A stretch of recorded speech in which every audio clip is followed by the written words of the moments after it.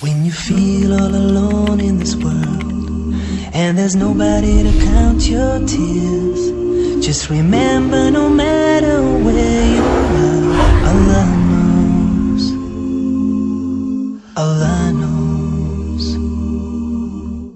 Vision. What's the vision? Vision is how you see things, or where do you see yourself in 5-10 years. अब vision क्या है? How do you see things? मैं आपको एक वाकया सुनाता हूँ कि एक बंदा डॉक्टर के पास गया और उसने कहा डॉक्टर साहब मुझे कुछ नजर नहीं आता। डॉक्टर ने कहा अच्छा, मैं जहाँ तक समझा आपको सिर्फ ग्रीन कलर नजर आएगा, आपने आज के बाद ग्रीन देखना और कुछ नहीं देखना। अब डॉक्टर उसे एक लेसन देना चाह रहा है। उसने कहा अच्छा चले ठीक। वो घर गया, उसने वॉल्स ग्रीन कर ली, अपनी रूफ ग्रीन कर ली, बेड ग्रीन कर लिया, तकिए ग्रीन। घर वालों को कहा कि ग्रीन कपड़े पहन के आने हैं वरना मार दूंगा, खाना जो है ग्रीन प्लेटों में मुझे देना है, सब्जियां देनी, हर चीज ग्रीन होनी चाहिए।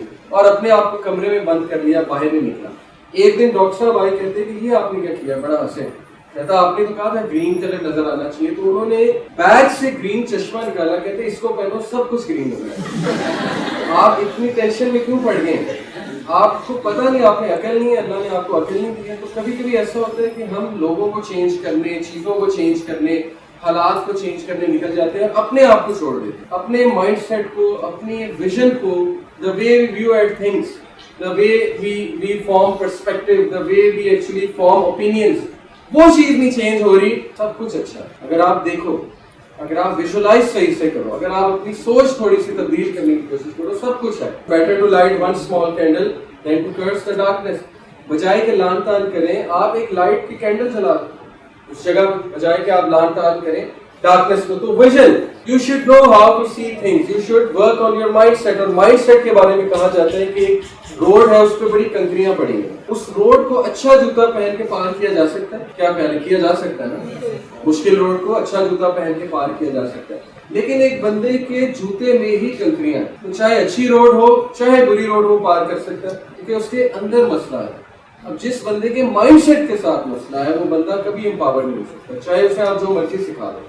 जिस बंदे की सोच ही मनफी है, इस बंदे की सोच ही गलत है, इस बंदे का पर्सपेक्टिव ही गलत है चीजों के बारे में, जिसने कसम खाई हुई है कि मैंने नहीं चेंज होना, बाकी मैंने सबको चेंज कर दिया।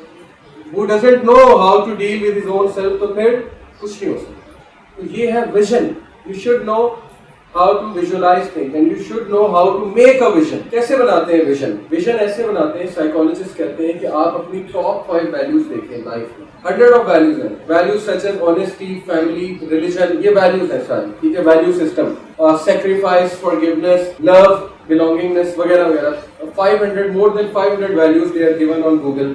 आप देखें मेरी टॉप 5 वैल्यूज कौन सी है, और उन वैल्यूज के मुताबिक लाइफ का विजन बनाए कि मैंने जो पढ़ाई करनी है वो इन वैल्यूज के साथ मैच हो, मैंने जो जॉब करनी है वो इन वैल्यूज के साथ मैच हो, मैंने जहाँ शादी करनी है वो बंदा या बंदी इन वैल्यूज का कायल होना चाहिए। वो वैल्यूज ढूंढे अपनी, वो वैल्यूज जैसे कुरान ने हमें बताई हैं, बट आप खुद भी अपनी वैल्यूज का एनालिसिस करें, फिर मजा आएगा आपको पढ़ाई करने का, फिर मजा आएगा आपको जॉब करने का। जब पर्पस अटैच करते हैं ना हम चीजों के साथ, वैल्यूज अटैच करते हैं, तो मजा आता है जिंदगी गुजारने। जब बेमायनी चीजें हो, कोई गोल ना हो लाइफ में आपके सामने, आपको पता ना हो मैं ये कर रहा हूँ, क्यों कर रहा हूँ, should I be doing this, you are confuse, तो फिर मजा नहीं आएगा, फिर जबरदस्ती करनी पड़ेगी। इस तरह लाइफ गुजारने का कोई फायदा नहीं। So vision is very important. This cat, ये क्या देख रही है, इसको साए में क्या नजर आ रहा है, इसको शेर नजर आ रहा है। Actually this cat, she is visualising herself as a lioness. अब क्या है ये कॉन्सेप्ट क्या है? The way you see yourself, self esteem का कॉन्सेप्ट। साइकोलॉजिस्ट कहते हैं the relationship you have with yourself defines your other relationship. जो रिलेशन आपका अपने साथ है वो बाकी रिलेशंस को डिफाइन करे।